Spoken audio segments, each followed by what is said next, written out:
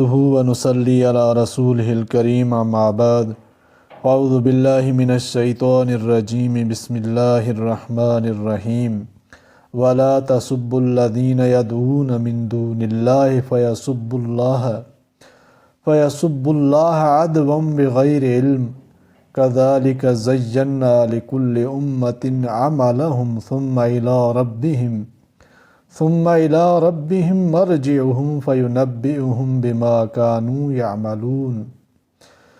سورہ انعام آیت نمبر 108۔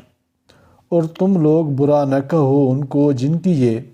پرستش کرتے ہیں اللہ کے سوا، پس وہ برا کہنے لگیں گے اللہ کو بے ادبی سے بدون سمجھے۔ اسی طرح ہم نے مزین کر دیا ہر ایک فرقے کی نظر میں ان کے اعمال کو، پھر ان سب کو اپنے رب کے پاس پہنچنا ہے، تب وہ جتلا دے گا ان کو جو کچھ وہ کرتے تھے۔ خلاصہ تفسیر: اور دشنام مت دو ان معبودان باطلا کو جن کی یہ مشرک لوگ خدا کی توحید کو چھوڑ کر عبادت کرتے ہیں، کیونکہ تمہارے ایسا کرنے سے پھر وہ براہ جہل حد سے گزر کر یعنی غصے میں آ کر اللہ تعالیٰ کی شان میں گستاخی کریں گے، اور اس کا تعجب نہ کیا جائے کہ ایسی گستاخی کرنے والوں کو ساتھ کے ساتھ سزا کیوں نہیں مل جاتی، کیونکہ ہم نے دنیا میں تو اسی طرح جیسا ہو رہا ہے ہر طریقے والوں کو ان کا عمل بھلا ہو یا برا ہو مرغوب بنا رکھا ہے، یعنی ایسے اسباب جمع ہو جاتے ہیں کہ ہر ایک کو اپنا طریقہ پسند ہے۔ اس سے معلوم ہوا کہ یہ عالم اصل میں ابتلاء و امتحان کا ہے، پس اس میں سزا ضروری نہیں، پھر البتہ اپنے وقت پر اپنے رب ہی کے پاس ان سب کو جانا ہے، سو اس وقت وہ ان کو جتلا دے گا جو کچھ بھی وہ دنیا میں کیا کرتے تھے، اور مجرمین کو سزا دے دے گا۔ اور ان منکر لوگوں نے قسموں میں بڑا زور لگا کر اللہ کی قسم کھائی کہ اگر ان کے یعنی ہمارے پاس یعنی ان کے فرمائشی نشانوں میں سے کوئی نشان ظہور میں آ جاوے تو وہ یعنی ہم ضرور ہی اس نشان پر ایمان لے آویں گے، یعنی نشان ظاہر کرنے والے کی نبوت کو مان لیں گے۔ آپ جواب میں کہہ دیجئے کہ نشان سب خدا تعالیٰ کے قبضے میں ہیں، وہ ان میں جس طرح چاہے تصرف فرما دے، دوسرے کو دخل دینا اور فرمائش کرنا بیجا ہے، کیونکہ اللہ تعالیٰ کے سوا کسی کو معلوم نہیں کہ کس کا ظاہر ہونا حکمت ہے اور کس کا ظاہر نہ ہونا حکمت ہے۔ البتہ بعثت رسل کے وقت مطلقاً کسی نشان کو ظاہر کر دینا اس میں حکمت یقینی ہے، سو اللہ تعالیٰ بہت سے نشان صدق دعوی رسالت محمدیہ پر ظاہر فرما چکے ہیں، جو کہ دلالت کے لیے کافی ہیں، بس یہ ان کی فرمائش کا جواب ہو گیا۔ اور چونکہ مسلمانوں کے دل میں خیال تھا کہ خوب ہو اگر یہ نشان ظاہر ہو جاویں، شاید ایمان لے آویں، ان کو خطاب فرماتے ہیں کہ تم کو اس کی کیا خبر، بلکہ ہم کو خبر ہے کہ وہ فرمائشی نشان جس وقت ظہور میں آ جاویں گے، یہ لوگ غایت عناد سے جب بھی ایمان نہ لاویں گے، اور ان کے ایمان نہ لانے کی وجہ سے ہم بھی ان کے دلوں کو حق طلبی کے قصد سے اور ان کی نگاہوں کو حق بینی کی نظر سے پھیر دیں گے۔ اور ان کا یہ ایمان نہ لانا ایسا ہے جیسا یہ لوگ اس قرآن پر کہ معجزہ عظیمہ ہے، پہلی دفعہ جب کہ وہ آیا ایمان نہیں لائے، تو اب ایمان نہ لانے کو بعید مت سمجھو۔ اور تقلیب ابصار یعنی نگاہوں کو بیکار کرنے کا مطلب ظاہری تقلیب نہیں ہے، بلکہ مراد یہ ہے کہ ہم ان کو ان کی سرکشی و کفر میں حیران سرگرداں رہنے دیں گے۔ ایمان کی توفیق نہ ہوگی کہ یہ معنوی تقلیب ہے۔ اور ان کے عناد کی تو یہ کیفیت ہے کہ اگر ہم ایک فرمائشی نشان کیا کئی اور بڑے بڑے فرمائشی نشان بھی ظاہر کر دیتے، مثلا یہ کہ ان کے باش فرشتوں کو بھیج دیتے جیسا وہ کہتے ہیں، جیسا آیت میں ہے لولا انزل علینا الملائکہ، اور ان سے مردے زندہ ہو کر باتیں کرنے لگتے، جیسا کہ وہ کہتے ہیں فَأْتُوا بِآبَائِنَا، اور یہ تو صرف اتنا ہی کہتے ہیں کہ ہم اسی پر اکتفا نہ کرتے بلکہ تمام موجودات غیبیہ کو جس میں جنت و دوزخ سب کچھ آ گیا ان کے پاس ان کی آنکھوں کے روبرو دلا کر جمع کر دیتے کہ سب کو کھلم کھلا دیکھ لیتے، تب بھی یہ لوگ ہرگز ایمان نہ لاتے۔ ہاں مگر خدا ہی چاہے اور ان کی تقدیر بدل دے تو اور بات ہے، بس جب ان کے عناد و شرارت کی یہ کیفیت ہے اور خود بھی وہ اس کو جانتے ہیں کہ ہماری نیت اس وقت بھی ایمان لانے کی نہیں، تو اس کا مقتضا یہ تھا کہ نشانوں کی فرمائش نہ کرتے کہ محض بیکار ہے۔ لیکن ان میں زیادہ لوگ جہالت کی باتیں کرتے ہیں کہ ایمان لانے کا تو قصد نہیں، پھر خواہ مخواہ کی فرمائشیں کہ جہالت ہونا اس کا ظاہر ہے۔ اور یہ لوگ جو آپ سے دعوت کرتے ہیں، یہ کوئی نئی بات آپ صلی اللہ علیہ وسلم ہی کے لیے نہیں ہوتی، بلکہ جس طرح یہ آپ صلی اللہ علیہ وآلہ وسلم سے عداوت رکھتے ہیں، اسی طرح ہم نے ہر نبی کے دشمن بہت سے شیطان پیدا کیے تھے، کچھ آدمی جن سے اصل معاملہ تھا اور کچھ جن ابلیس اور اس کی اولاد، جن میں سے بعضے یعنی ابلیس اور اس کا لشکر دوسرے بعضوں کو یعنی کافر آدمیوں کو چکنی چبڑی باتوں کا وسوسہ ڈالتے رہتے تھے تاکہ ان کو دھوکے میں ڈال دیں۔ مراد اس سے کفر و مخالفت کی باتیں ہیں کہ ظاہر میں نفس کو بھلی معلوم ہوتی تھیں اور باطن میں مہلک تھیں، اور یہی دھوکہ ہے۔ جب یہ کوئی نئی بات نہیں تو اس کا غم نہ کیجیے کہ آپ کے ساتھ یہ لوگ ایسے معاملات کیوں کرتے ہیں، اصل یہ ہے کہ اس میں بعض حکمتیں ہیں، اس وجہ سے ان کو ایسے امور پر قدرت بھی ہو گئی ہے، اور اگر اللہ تعالیٰ یہ چاہتا کہ یہ لوگ ایسے امور پر قادر نہ رہیں تو پھر یہ ایسے کام نہ کر سکتے، مگر بعض حکمتوں سے ان کو قدرت دے دی ہے۔ سو جب اس میں حکمتیں ہیں تو ان لوگوں کو اور جو کچھ یہ دین کے بارے میں افتراء پردازی کرتے ہیں، جیسے انکار نبوت جس پر عداوت مرتب ہے، اس کو آپ صلی اللہ علیہ وسلم رہنے دیجئے، اس کی فکر و غم میں نہ پڑیے، ہم خود متعین وقت پر مناسب سزا دیں گے کہ ان حکمتوں میں سے ایک یہ بھی ہے، اور وہ شیاطین ان کافر آدمیوں کو اس لیے وسوسے میں ڈالتے تھے تاکہ اس فریب آمیز بات کی طرف ان لوگوں کے قلوب مائل ہو جاویں جو آخرت پہ جیسا چاہیے یقین نہیں رکھتے۔ مراد کافر لوگ ہیں اگرچہ اہل کتاب ہوں، کیونکہ جیسا چاہیے ان کو بھی یہ یقین نہیں، ورنہ انکار نبوت پر جس پر قیامت میں سزا ہوگی کبھی جرت نہ کرتے، اور تاکہ میلان نفسانی کے بعد اس کو اعتقاد قلبی سے بھی پسند کر لیں، اور تاکہ اعتقاد کے بعد مرتکب بھی ہو جاویں ان امور کے جن کے وہ مرتکب ہوتے تھے۔ معارف و مسائل۔ مذکورہ آیات میں سے پہلی آیت ایک خاص واقعے میں نازل ہوئی ہے، اور اس میں ایک اہم اصولی مسئلے کی ہدایت دی گئی ہے کہ جو کام خود کرنا جائز نہیں، اس کا سبب و ذریعہ بننا بھی جائز نہیں۔ آیت کا شان نزول ابن جریر کی روایت کے مطابق یہ ہے کہ جب رسول کریم صلی اللہ علیہ وآلہ وسلم عم محترم ابو طالب مرض الموت میں تھے تو قریش کے مشرک سردار جو رسول کریم صلی اللہ علیہ وسلم کی عداوت اور ایذا رسانی میں لگے ہوئے تھے اور قتل کی سازشیں کرتے رہتے تھے، ان کو یہ فکر ہوئی کہ ابو طالب کی وفات ہمارے لیے ایک مشکل مسئلہ بن جائے گی، کیونکہ ان کے بعد اگر ہم محمد صلی اللہ علیہ وسلم کو قتل کریں گے تو یہ ہماری عزت شرافت کے خلاف ہوگا کہ لوگ کہیں گے کہ ابو طالب کے سامنے تو ان کا کچھ بگاڑ نہ سکے، ان کے موت کے بعد اکیلا پا کر قتل کر دیا،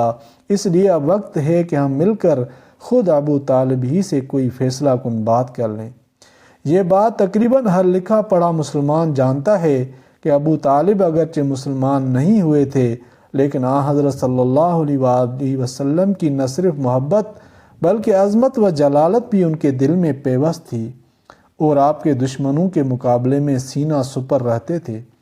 چند قریشی سرداروں نے یہ مشورہ کر کے ابو طالب کے پاس جانے کے لیے ایک وفد مرتب کیا، جس میں ابو سفیان، ابو جہل، عمر بن عاص وغیرہ قریشی سردار شامل تھے۔ ابو طالب سے اس وفد کی ملاقات کے لیے وقت لینے کا کام ایک شخص مطلب نامی کے سپرد ہوا۔ اس نے ابو طالب سے اجازت لے کر اس وفد کو وہاں پہنچایا۔ وفد نے ابو طالب سے کہا کہ آپ ہمارے بڑے اور سردار ہیں، اور آپ کو معلوم ہے کہ آپ کے بھتیجے محمد صلی اللہ علیہ وآلہ وسلم نے ہمیں اور ہمارے معبودوں کو سخت تکلیف اور ایذا پہنچا رکھی ہے۔ ہم چاہتے ہیں کہ آپ ان کو بلا کر سمجھا دیں کہ وہ ہمارے معبودوں کو برا نہ کہیں، تو ہم اس پر صلح کر لیں گے کہ وہ اپنے دین پر جس طرح چاہیں عمل کریں، جس کو چاہیں معبود بنائیں، ہم ان کو کچھ نہ کہیں گے۔ ابو طالب نے رسول اللہ صلی اللہ علیہ وآلہ وسلم کو اپنے پاس بلایا اور کہا کہ یہ آپ کی برادری کے سردار آئے ہیں۔ حضرت صلی اللہ علیہ وآلہ وسلم نے اس وفد سے مخاطب ہو کر فرمایا کہ آپ لوگ کیا چاہتے ہیں؟ انہوں نے کہا کہ ہماری خواہش یہ ہے کہ آپ صلی اللہ علیہ وآلہ وسلم ہمیں اور ہمارے معبودوں کو چھوڑ دیں، برا بھلا نہ کہیں، اور ہم آپ صلی اللہ علیہ وآلہ وسلم کو اور آپ صلی اللہ علیہ وسلم کے معبود کو چھوڑ دیں گے۔ اس طرح باہمی مخالفت ختم ہو جائے گی۔ رسول اللہ صلی اللہ علیہ وسلم نے فرمایا کہ اچھا یہ بتلاؤ کہ اگر میں تمہاری یہ بات مان لوں تو کیا تم ایک ایسا کلمہ کہنے کے لیے تیار ہو جاؤ گے جس کے کہنے سے تم سارے عرب کے مالک ہو جاؤ گے اور عجم کے لوگ بھی تمہارے تابع اور باج گزار بن جائیں گے؟ ابو جہل بولا کہ ایسا کلمہ ایک نہیں، ہم 10 کہنے کو تیار ہیں، بتلائیے وہ کیا ہیں؟ آپ صلی اللہ علیہ وآلہ وسلم نے فرمایا لا الہ الا اللہ۔ یہ سنتے ہی سب برہم ہو گئے۔ ابو طالب نے بھی حضور صلی اللہ علیہ وسلم سے کہا کہ میرے بھتیجے، اس کلمے کے سوا کوئی اور بات کہو، کیونکہ آپ کی قوم اس کلمے سے گھبرا گئی ہے۔ آپ صلی اللہ علیہ وسلم نے فرمایا چچا جان، میں تو اس کلمے کے سوا کوئی دوسرا کلمہ نہیں کہہ سکتا۔ اگر وہ آسمان سے آفتاب کو اتار لاویں اور میرے ہاتھ میں رکھ دیں، جب بھی ان میں اس کلمے کے سوا کوئی دوسرا ہرگز نہ کہوں گا۔ مقصود یہ تھا کہ ان کو مایوس کر دیں۔ اس پر یہ لوگ ناراض ہو کر کہنے لگے یا تو آپ صلی اللہ علیہ وسلم ہمارے معبودوں بتوں کو برا کہنے سے باز آ جائے، ورنہ ہم آپ صلی اللہ علیہ وآلہ وسلم کو بھی گالیاں دیں گے، اور اس ذات کو بھی جس کا رسول آپ صلی اللہ علیہ وسلم اپنے آپ کو بتلاتے ہیں۔ اس پر یہ آیت نازل ہوئی وَلَا تَسُبُّوا الَّذِينَ يَدْعُونَ مِن دُونِ اللَّهِ، یعنی آپ صلی اللہ علیہ وسلم ان بتوں کو برا نہ کہیں جن کو ان لوگوں نے خدا بنا رکھا ہے، جس کے نتیجے میں وہ اللہ تعالیٰ کو برا کہنے لگیں اپنی بے راہ روی اور بے سمجھی سے۔ اس میں وَلَا تَسُبُّوا لفظ سب سے مشتق ہے، جس کے معنی ہیں گالی دینا۔ رسول کریم صلی اللہ علیہ وسلم تو اپنے فطری اخلاق کی بنا پر پہلے ہی اس کے پابند تھے۔ کبھی بچپن میں بھی کسی انسان بلکہ کسی جانور کے لیے بھی گالی کا لفظ آپ صلی اللہ علیہ وآلہ وسلم کی زبان مبارک پر جاری نہیں ہوا۔ ممکن ہے بعض صحابہ کرام کی زبان سے کبھی کوئی سخت کلمہ نکل بھی گیا ہو جس کو مشرکین مکہ نے گالی سے تعبیر کیا، اور قریشی سرداروں کے اس وفد نے حضور صلی اللہ علیہ وآلہ وسلم کے سامنے اس معاملے کو رکھ کر یہ اعلان کر دیا کہ آپ صلی اللہ علیہ وآلہ وسلم ہمارے بتوں کو سب و ستم کرنے سے باز نہ آئیں گے تو ہم آپ کے خدا کو سب و ستم کریں گے۔ اس پر قرآنی حکم یہ نازل ہوا جس کے ذریعے مسلمانوں کو روک دیا گیا کہ وہ مشرکین کے معبودان باطلہ کے متعلق کوئی سخت کلمہ نہ کہا کریں۔ اس آیت میں یہ بات خاص طور سے قابل نظر ہے کہ اس سے پہلی آیت میں خود حضرت صلی اللہ علیہ وسلم کو خطاب ہو رہا تھا۔ مثلا ارشاد ہے آیت اتبع ما اوحی الیک من ربک واعرض عن المشرکین، اور وما جعلناک علیہم حفیظا،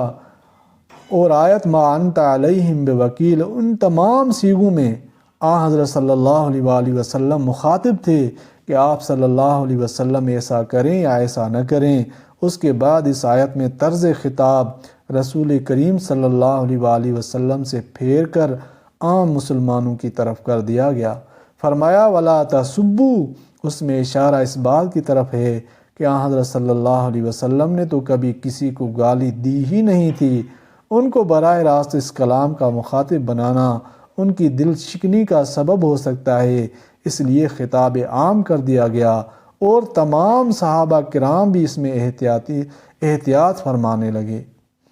رہا یہ معاملہ کہ قرآن کریم کی بہت سی آیات میں بتوں کا تذکرہ سخت الفاظ میں آیا ہے، اور وہ آیات منسوخ بھی نہیں، ان کی تلاوت اب بھی ہوتی ہے۔ اس کا جواب یہ ہے کہ آیات قرآنی میں جہاں کہیں ایسے الفاظ آئے ہیں وہ بطور مناظرے کسی حقیقت کو واضح کرنے کے لیے وارد ہوئے ہیں، وہاں کسی کی دل آزاری نہ پیش نظر ہے، اور نہ کوئی سمجھدار انسان ان سے یہ نتیجہ نکال سکتا ہے کہ اس میں بتوں کو برا کہنا یا مشرکین کو چڑھانا منظور ہے۔ اور یہ ایک ایسا کھلا فرق ہے جس کو ہر زبان کے اہل محاورہ بآسانی سمجھ سکتے ہیں کہ کبھی کسی شخص کا کوئی عیب یا برائی کسی مسئلے کی تنقیح کے لیے ذکر کی جاتی ہے، جیسے عام طور پر عدالتوں میں ہر روز سامنے آتا رہتا ہے، لیکن عدالت کے سامنے ہونے والے بیان کو دنیا میں کوئی آدمی یہ نہیں کہتا کہ فلاں نے فلاں کو گالی دی ہے۔ اسی طرح ڈاکٹروں اور حکیموں کے سامنے انسان کے بہت سے عیب بیان کیے جاتے ہیں کہ ان کو دوسری جگہ اور دوسری طرح کوئی بیان کرے گا تو گالی سمجھی جائے، لیکن بغرض علاج ان کے بیان کرنے کو کوئی گالی دینا نہیں کہتا۔ اسی طرح قرآن کریم نے جا بجا بتوں کے بے حس و بے شعور اور بے علم و قدرت اور بے بس ہونے کو اس پیرایے میں بیان فرمایا ہے کہ سمجھنے والے حقیقت کو سمجھ لیں اور نہ سمجھنے والوں کی غلطی یا کوتاہ نظری واضح ہو جائے، جس کے نتیجے میں ارشاد ہوا ضعف الطالب والمطلوب، یعنی یہ بت بھی کمزور اور ان کے چاہنے والے بھی کمزور۔ اور آگے فرمایا دوسری آیت میں یعنی تم اور جن بتوں کی تم عبادت کرتے ہو سب جہنم کا ایندھن ہے۔ یہاں بھی کسی کو برا بھلا کہنا مقصود نہیں، گمراہی اور غلطی کا انجام بد بیان کرنا مقصود ہے۔ اور فقہا رحمہم اللہ نے تصریح فرمائی ہے کہ اگر کوئی شخص اس آیت کو بھی مشرکین کو چڑھانے کے سبب سے پڑھے تو اس کے لیے اس وقت یہ تلاوت کرنا بھی سب ممنوع میں داخل اور ناجائز ہے، جیسے مواضع مکروہہ میں تلاوت قرآن کا ناجائز ہونا سب کو معلوم ہے، جیسا کہ روح المعانی میں ہے۔ خلاصہ کلام یہ ہے کہ رسول کریم صلی اللہ علیہ وسلم کی زبان مبارک اور قرآن کریم میں تو نہ پہلے کبھی ایسا کلام آیا تھا جس کو لوگ گالی سمجھیں، اور نہ آئندہ آنے کا کوئی خطرہ تھا۔ ہاں، مسلمانوں سے اس کا امکان تھا، ان کو اس آیت نے ایسا کرنے سے روک دیا۔ اس واقعے اور اس پر قرآنی ہدایت نے ایک بڑے علم کا دروازہ کھول دیا اور چند اصولی مسائل اس سے نکل آئے۔ کسی گناہ کا سبب بننا بھی گناہ ہے۔ مثلا ایک اصول یہ نکل آیا کہ جو کام اپنی ذات کے اعتبار سے جائز بلکہ کسی درجے میں محمود بھی ہو، مگر اس کے کرنے سے کوئی فساد لازم آتا ہو یا اس کے نتیجے میں لوگ مبتلا معصیت ہوتے ہوں، وہ کام بھی ممنوع ہو جاتا ہے، کیونکہ معبودات باطلہ یعنی بتوں کو برا کہنا کم از کم جائز تو ضرور ہے، اور ایمانی غیرت کے تقاضوں سے کہا جائے تو شاید اپنی ذات میں ثواب اور محمود بھی ہو، مگر چونکہ اس کے نتیجے میں یہ اندیشہ ہو گیا کہ لوگ اللہ جل شانہ کو برا کہیں گے تو بتوں کو برا کہنے والے اس برائی کا سبب بن جائیں گے، اس لیے اس جائز کام کو بھی منع کر دیا گیا۔ اس کی ایک اور مثال بھی حدیث میں اس طرح آئی ہے کہ حضرت صلی اللہ علیہ وسلم نے صحابہ کرام کو مخاطب کر کے فرمایا کہ کوئی شخص اپنے ماں باپ کو گالی نہ دے۔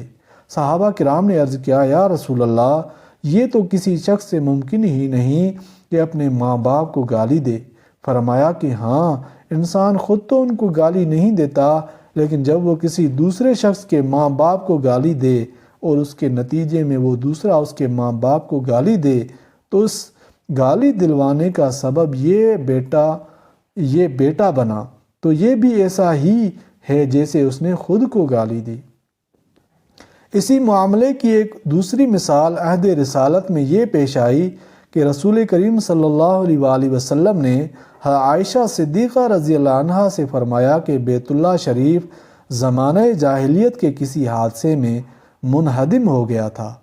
تو قریش مکہ نے بعثت و نبوت سے پہلے اس کی تعمیر کرائی۔ اس تعمیر میں چند چیزیں بنائے ابراہیمی کے خلاف ہو گئیں۔ ایک تو یہ کہ جس حصے کو حتیم کہا جاتا ہے یہ بھی بیت اللہ کا جز ہے، تعمیر میں اس کو سرمایہ کم ہونے کی بنا پر چھوڑ دیا۔ دوسرے، بیت اللہ شریف کے 2 دروازے شرقی اور غربی تھے، ایک داخل ہونے کے لیے، دوسرا باہر نکلنے کے لیے۔ اہل جاہلیت نے غربی دروازہ بند کر کے صرف ایک کر دیا، اور وہ بھی سطح زمین سے بلند کر دیا، تاکہ بیت اللہ شریف میں داخلہ صرف ان کی مرضی و اجازت سے ہو سکے، ہر شخص سے بے محابانہ جا سکے۔ حضرت صلی اللہ علیہ وسلم نے فرمایا کہ میرا دل چاہتا ہے کہ بیت اللہ کی موجودہ تعمیر کو منہدم کر کے حضرت خلیل اللہ علیہ السلام کی تعمیر کے بالکل مطابق بنا دوں، مگر خطرہ یہ ہے کہ تمہاری قوم یعنی عام عرب ابھی مسلمان ہوئے ہیں، بیت اللہ کو منہدم کرنے سے کہیں ان کے دلوں میں کچھ شبہات نہ پیدا ہو جائیں، اس لیے میں نے اپنے ارادے کو ترک کر دیا۔ ظاہر ہے کہ بیت اللہ کی تعمیر کو بنائے ابراہیمی کے مطابق بنانا ایک اطاعت اور کار ثواب تھا، مگر اس پر لوگوں کی ناواقفیت کے سبب ایک خطرے کا ترتب دیکھ کر آپ صلی اللہ علیہ وسلم نے اس ارادے کو ترک فرما دیا۔ اس واقعے سے بھی یہی اصول مستفاد ہوا کہ اگر کسی جائز بلکہ ثواب کے کام پر کوئی مفسدہ لازم آتا ہو تو وہ جائز کام بھی ممنوع ہو جاتا ہے۔ لیکن اس پر ایک کبھی اشکال ہے جس کو روح المعانی میں ابو منصور سے نقل کیا ہے، وہ یہ کہ اللہ تعالیٰ نے مسلمانوں پر جہاد و قتال لازم فرمایا ہے، حالانکہ قتال کا یہ لازمی نتیجہ ہے کہ مسلمان کسی غیر مسلم کو قتل کرنے کے ارادہ کرے گا تو وہ مسلمانوں کو قتل کریں گے اور مسلمان کا قتل حرام ہے، تو اس اصول پر جہاد بھی ممنوع ہو جانا چاہیے۔ ایسے ہی ہماری تبلیغ اسلام اور تلاوت قرآن پر نیز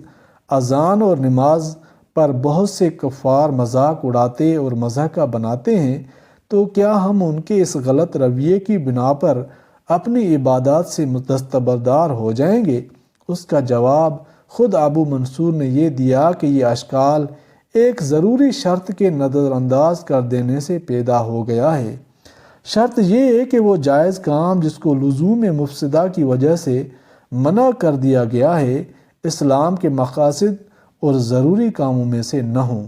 جیسے معبودات باطلہ کو برا کہنا، اس سے اسلام کا کوئی مقصد متعلق نہیں۔ اسی طرح بیت اللہ کی تعمیر کو بنائے ابراہیمی کے مطابق منانا، اس پر بھی کوئی اسلامی مقصد موقوف نہیں۔ اس لیے جب اس پر کوئی دینی مفسدہ کا خطرہ لاحق ہوا تو ان کاموں کو ترک کر دیا گیا،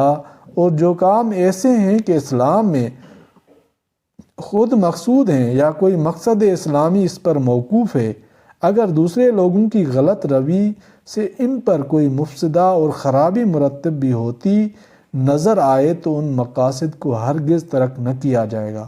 بلکہ اس کی کوشش کی جائے گی کہ یہ کام تو اپنی جگہ جاری رہیں اور پیش آنے والے مفاسد جہاں تک ممکن ہو بند ہو جائیں۔ یہی وجہ ہے کہ ایک مرتبہ حسن بصری رحمۃ اللہ علیہ اور امام محمد بن سیرین رحمۃ اللہ علیہ دونوں حضرات ایک جنازے کی نماز میں شرکت کے لیے چلے۔ وہاں دیکھا کہ مردوں کے ساتھ عورتوں کا بھی اجتماع ہے۔ اس کو دیکھ کر ابن سیرین واپس ہو گئے، مگر حسن بصری رحمۃ اللہ علیہ نے فرمایا کہ لوگوں کی غلط روش کی وجہ سے ہم اپنے ضروری کام کیسے چھوڑ دیں؟ نماز جنازہ فرض ہے، اس کو مفسدہ کی وجہ سے ترک نہیں کیا جا سکا۔ ہاں، اس کی کوشش تا مقدور کی جائے گی کہ یہ مفسدہ مٹ جائے۔ یہ واقعہ بھی روح المعانی میں نقل کیا گیا ہے۔ اس لیے خلاصہ اس اصول کا جو آیت مذکورہ سے نکلا ہے یہ ہو گیا کہ جو کام اپنی ذات میں جائز بلکہ اطاعت و ثواب بھی ہو مگر مقاصد شرعیہ میں سے نہ ہو، اگر اس کے کرنے پر کچھ مفاسد لازم آ جائیں تو وہ کام ترک کر دینا واجب ہو جاتا ہے، بخلاف مقاصد شرعیہ کے کہ وہ لزوم مفاسد کی وجہ سے ترک نہیں کیے جا سکتے۔ اس اصول سے فقہائے امت نے ہزاروں مسائل کے احکام نکالے ہیں۔ فقہاء نے فرمایا ہے کہ کسی شخص کا بیٹا نافرمان ہو اور وہ یہ جانتا ہو کہ اس کو کسی کام کے کرنے کے لیے کہوں گا تو انکار کرے گا اور اس کے خلاف کرے گا جس سے اس کا سخت گناہ گار ہونا لازم آئے گا، تو ایسی صورت میں باپ کو چاہیے کہ اس کو حکم کے انداز میں کسی کام کے کرنے یا چھوڑنے کو نہ کہے بلکہ نصیحت کے انداز میں اس طرح کہے کہ فلاں کام کر لیا جائے تو بہت اچھا ہو، تاکہ انکار یا خلاف کرنے کی صورت میں ایک جدید نافرمانی کا گناہ اس پر عائد نہ ہو جائے۔ اسی طرح کسی کو وعظ و نصیحت کرنے میں بھی اگر قرائن سے یہ معلوم ہو جائے کہ وہ نصیحت قبول کرنے کے بجائے کوئی ایسا غلط انداز اختیار کرے گا جس کے نتیجے میں وہ اور زیادہ گناہ میں مبتلا ہو جائے گا، تو ایسی صورت میں نصیحت ترک کر دینا بہتر ہے۔ امام بخاری رحمۃ اللہ علیہ نے صحیح بخاری میں اس موضوع پر ایک مستقل باب رکھا ہے، باب من ترک بعض الاختیار مخافتاً، کہ یعنی بعض اوقات جائز بلکہ مستحسن چیزوں کو اس لیے چھوڑ دیا جاتا ہے کہ اس سے کم فہم عوام کو کسی غلط فہمی میں مبتلا ہو جانے کا خطرہ ہوتا ہے، بشرطے کہ یہ کام مقاصد اسلامیہ میں داخل نہ ہوں۔ مگر جو کام مقاصد اسلامیہ میں داخل ہیں، خواہ فرائض و واجبات ہوں یا سنن مؤکدہ یا دوسری قسم کے شعائر اسلامی، اگر ان کے ادا کرنے سے کچھ کم فہم لوگ غلطی میں مبتلا ہونے لگیں تو ان کاموں کو ہرگز نہ چھوڑا جائے گا بلکہ دوسرے طریقوں سے لوگوں کی غلط فہمی اور غلط کاری کو دور کرنے کی کوشش کی جائے گی۔ ابتدائے اسلام کے واقعات شاہد ہیں کہ نماز و تلاوت اور تبلیغ اسلام کی وجہ سے مشرکین مکہ کو اشتعال ہوتا تھا، مگر اس کی وجہ سے ان شعائر اسلام کو کبھی ترک نہیں کیا گیا، بلکہ خود آیت میں مذکور ہے کہ شان نزول میں جو واقعہ ابو جہل وغیرہ رؤسائے قریش کا ذکر کیا گیا ہے، اس کا حاصل یہی تھا کہ قریشی سردار اس پر صلح کرنا چاہتے تھے کہ آپ صلی اللہ علیہ وسلم توحید کی تبلیغ کرنا چھوڑ دیں، جس کے جواب میں آپ صلی اللہ علیہ وآلہ وسلم نے فرمایا کہ میں یہ کام کسی حال میں نہیں کر سکتا اگرچہ وہ آفتاب و ماہتاب لا کر میرے ہاتھ پر رکھ دیں۔ اس لیے اس مسئلے کی تنقید اس طرح ہو گئی کہ جو کام مقاصد اسلامیہ میں داخل ہیں، اگر ان کے کرنے سے کچھ لوگ غلط فہمی یا غلط کاری کا شکار ہوتے ہیں تو ان کاموں کو ہرگز نہ چھوڑا جائے گا۔ ہاں، جو کام مقاصد اسلامیہ میں داخل نہیں اور ان کے ترک کر دینے سے کوئی دینی مقصد فوت نہیں ہوتا، ایسے کاموں کو دوسروں کی غلط فہمی یا غلط کاری کے اندیشے کی وجہ سے چھوڑ دیا جائے گا۔ وما علینا الا البلاغ۔ اللہ تعالیٰ قرآن پاک کو سمجھنے کی توفیق عطا فرمائے۔